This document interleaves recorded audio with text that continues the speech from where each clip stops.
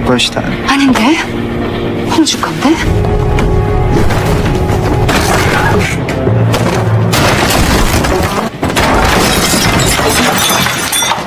Halo guys, selamat datang di channel review film bagus. Kali ini saya akan melanjutkan alur cerita film Tale of Nine Tails episode 2. Film ini bercerita tentang rubah ekor 9 yang terjebak di masa lalu. Di episode 2 ini, film diawali dengan Yeon dan Rang menaiki sebuah kereta. Di sana mereka bertemu Jun Dae-sang yang saat ini harus menggunakan tongkat untuk membantunya berjalan. Hongju dan para pelayannya juga menaiki kereta tersebut. Di sana para bandit anak buah Rang juga siap melakukan pencurian. Dan di kereta itu juga Shinju dan para tahanan yang lainnya dikurung. Mereka semua rencananya akan dibawa ke Manchuria untuk dijadikan pekerja paksa oleh tentara Jepang.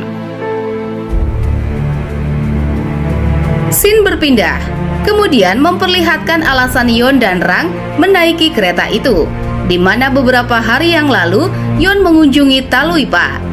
Yeon menceritakan jika ia diutus dari masa depan untuk mengambil batu pelindung yang dicuri oleh pria bertopeng. Namun dia terlambat memasuki gerbang waktu sehingga dia pun terjebak di era 1938. Yeon meminta bantuan Taluipa agar dia bisa dikirim ke masa depan kembali, karena saat ini istrinya telah menunggu. Taluipa berkata jika dia bersedia membantu Yeon kembali ke masa depan, tapi sebelumnya Yeon harus melakukan satu tugas terlebih dahulu. Saat ini, sebuah benda pusaka seruling legendaris telah dicuri. Seruling tersebut mempunyai kekuatan yang sangat dahsyat. Apabila seseorang meniupnya dengan benar, maka dia bisa menghancurkan seisi gunung. Diketahui jika seruling tersebut saat ini berada di sebuah kereta dari Busan. Yeon harus merebutnya kembali dan mengembalikannya kepada Taluipa, yang mana saat ini seruling legendaris dipegang oleh seorang pemuda Jepang. Ketika kereta api memasuki terowongan, anak buah Rang mulai melancarkan aksinya. Dalam keadaan gelap, mereka mencuri semua barang milik penumpang kereta. Di sisi lain, Shinju dan tahanan yang lain juga menggunakan kesempatan itu untuk kabur. Mereka memukuli para penjaga dan keluar dari dalam kurungan. Tapi seruling legendaris itu tanpa diduga berhasil didapat oleh Hongju. Ras serigala mencoba merebutnya kembali, tapi Hongju dapat mengalahkannya dengan mudah. Kemudian pemuda Jepang menyerang Hongju dan mengambil seruling legendaris tersebut. Hongju yang telah mengenakan baju pengantin untuk melamar Yeon sangat marah. Dia pun lalu menghajar pemuda Jepang tersebut. Sementara itu, Yeon tampak kecewa karena mereka tidak menemukan seruling legendaris itu. Lalu, ras serigala melaporkan jika seruling legendaris itu telah direbut oleh Hongju. Yeon dan Rang lalu datang menemui Hongju. Di sana, Hongju telah menyambut kedatangan mereka dengan meriah. Hongju lalu menyerahkan seruling legendaris kepada Yeon, dan kemudian dia meminta Yeon untuk menikahinya.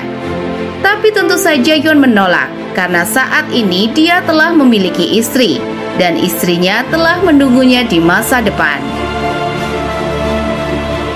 Hal itu membuat Hongju marah. Dia kemudian menyerang Yeon, sementara Rang yang tidak ingin terlibat dalam masalah asmara kakaknya itu memilih pergi dari sana. Jun Dae-sung dan tentara Jepang yang lain menangkap kembali para tahanan yang kabur. Satu persatu tahanan itu disiksa dan dibunuh. Kejadian itu membuat Shinju marah. Dia lalu mengeluarkan kekuatannya untuk mengalahkan tentara Jepang tersebut.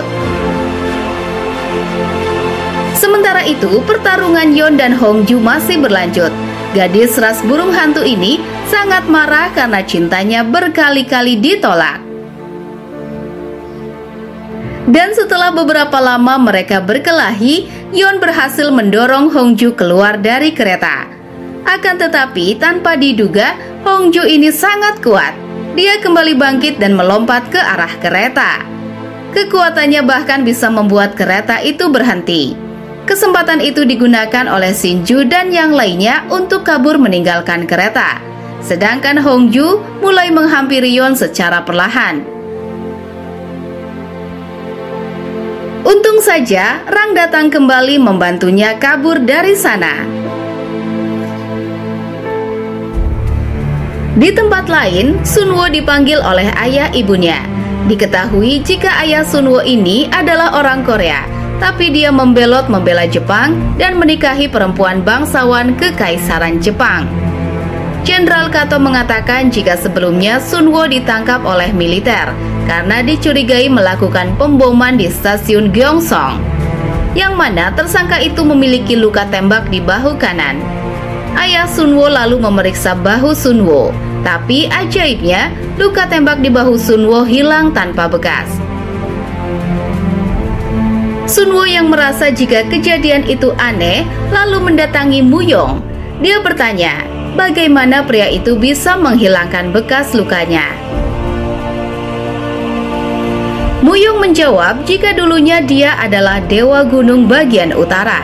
Di sini terbongkar jika pencuri bertopeng itu ternyata adalah Muyong. Dulu, Muyong memiliki seorang kakak yang sangat menyayanginya. Namun kakaknya itu tewas dibunuh oleh sahabatnya sendiri yang tak lain adalah Yeon. Muyong bertekad untuk balas dendam dan membunuh Yeon. Tapi sebelum itu, Muyong akan membunuh semua orang terdekat Yeon terlebih dahulu. Sunwo lalu memberikan sebotol minuman kepada Muyong sebagai tanda terima kasih, sekaligus untuk mengganti minuman Muyong yang terjatuh sebelumnya. Di tempat lain, Shinju yang berhasil kabur saat ini sedang kelaparan. Kebetulan dia bertemu para bandit anak buah Rang. Para bandit itu dengan senang hati memberikan makan dan minum kepada Shinju. Namun ternyata minuman itu telah dicampur obat bius. Shinju kemudian tak sadarkan diri dan semua pakaiannya pun dilucuti oleh bandit-bandit tersebut. Setelah mendapatkan seruling legendaris dari Hongju sebelumnya, Yeon lalu menyerahkannya kepada Taluipa. Tapi gerbang waktu menuju masa depan masih akan terbuka dalam 29 hari lagi. Hal itu membuat Yeon kecewa karena dia tidak ingin istrinya menunggu terlalu lama. Taluipa lalu menjelaskan jika jalannya waktu di sini berbeda dengan di masa depan. Walaupun Yeon menghabiskan waktu selama 1 bulan di sini, tapi di masa depan itu hanya beberapa hari saja. Taluipa juga berpesan agar Yeon menjaga batu pelindung baik-baik. Karena tanpa batu pelindung itu, Yeon tidak bisa memasuki gerbang waktu. Sementara di kamp militer Jepang, Kato menghukum anak buahnya yang telah gagal membawa seruling legendaris. Yang ternyata pria ini juga memiliki kekuatan iblis. Dia kemudian menyuruh bawahannya itu mencari pusaka yang lebih kuat dibanding seruling legendaris. Dan jangan pernah kembali sebelum berhasil melakukan tugas tersebut dikarenakan masih ada waktu 1 bulan. Yeon ingin menggunakan waktunya ini untuk terus bersama adiknya. Dia lalu membawa Rang ke sebuah salon dan di sana dia merubah penampilan adiknya tersebut. Yeon penasaran dengan identitas pencuri bertopeng. Dia lalu mengunjungi Hongju dan memintanya untuk menyelidiki pria tersebut. Di mana saat ini Hongju sedang bersama gadis kecil sebelumnya yang diketahui bernama Jukyang. Hongju bersedia membantu Yeon menyelidiki, tapi dengan syarat Yeon bersedia menemaninya menghadiri acara di kota Gyeongsong. Hongju berencana untuk menyelidiki kasus trio cacing yang juga dikenal dengan iblis Yacha yang mengendalikan hasrat manusia. Sasaran trio cacing ini biasanya adalah para wanita cantik. Saat ini di kota Gyeongsong sedang diadakan festival pemilihan Putri Joseon. Di sana secara tidak sengaja Yeon bertemu dengan Sunwo. Yeon menyapa wanita tersebut yang dia panggil sebagai sebutan Kyuri. Hal itu membuat Sunwo kebingungan. Terlebih lagi, dia merasa tidak pernah mengenal Yeon. Setelah para juri melakukan penilaian, lalu diputuskan pemenang putri Joseon dimenangkan oleh Nona Young dari Busan. Kemudian, Nona Young memberikan beberapa kata kepada para hadirin di sana.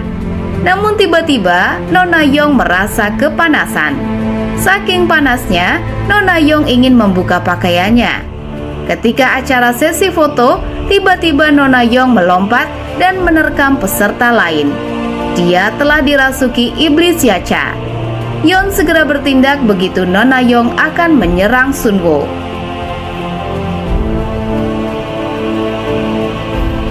Di luar gedung, Muyong memperhatikan kejadian tersebut. Dia menangkap Nona Young dan memasukkannya ke dalam sebuah peti, lalu kemudian membawanya pergi dari sana. Yeon bertanya kepada Sunwoo tentang hal yang mengarah kepada Yacha.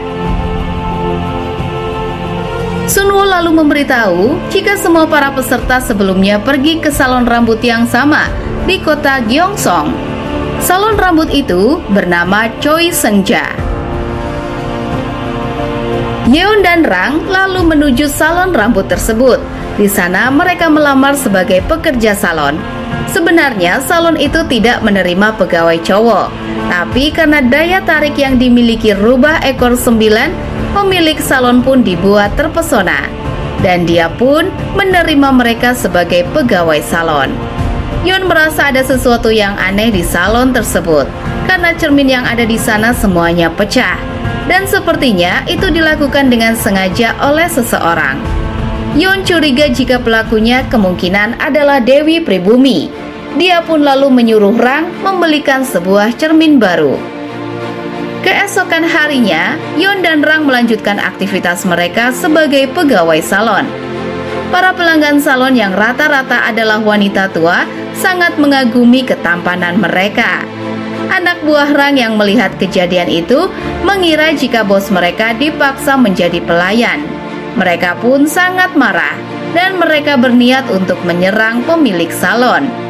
Untung saja Rang melihat dan segera mencegah anak buahnya itu. Dia lalu meminta cermin yang sebelumnya dia suruh beli.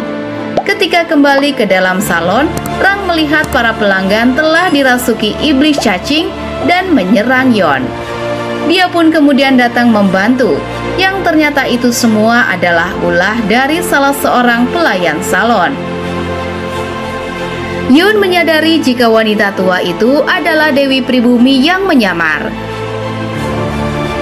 Yeon kemudian menyuruh Rang mengambil cermin yang baru dibeli tadi, sehingga wajah asli pelayan itu pun terungkap. Yeon kemudian menanyakan siapa dalang dibalik semua ini. Sedangkan Rang marah-marah tidak sabar ingin membunuh wanita tersebut. Dewi Pribumi lalu berkata jika dia disuruh oleh seorang pria bertopeng. Pria itu memberikannya benih cacing agar dia bisa mengklaim wilayahnya di kota Gyeongsong. Tapi setelah mengatakan semuanya, tiba-tiba tubuh Dewi Pribumi terbakar dan dia pun musnah seketika. Hal itu karena kutukan yang dipasang oleh Muyong. Di tempat lain, Muyong memandangi peti mati Nona Young. Dia berencana akan menjadikannya iblis Yacha yang sempurna. Tapi kemudian Hongju datang menyerangnya, dan sepertinya mereka berdua ini saling mengenal.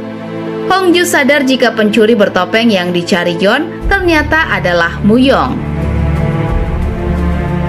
Tapi di sisi lain, dia terlihat senang. Begitu melihat Muyong, dia tidak menduga jika pria di depannya itu masih hidup. Setelah mengobati orang-orang yang terinfeksi, trio cacing, Yeon dan Rang berencana pulang beristirahat. Namun tanpa diduga, mereka berdua bertemu dengan Shinju. Shinju sangat bahagia. Setelah lama mencari, akhirnya dia bertemu dengan tuannya tersebut. Dan film pun selesai. Oke guys, itu dia alur cerita film Tale of Nine Tailed episode 2. Nantikan episode selanjutnya di channel ini ya. Terima kasih buat kalian yang sudah menonton.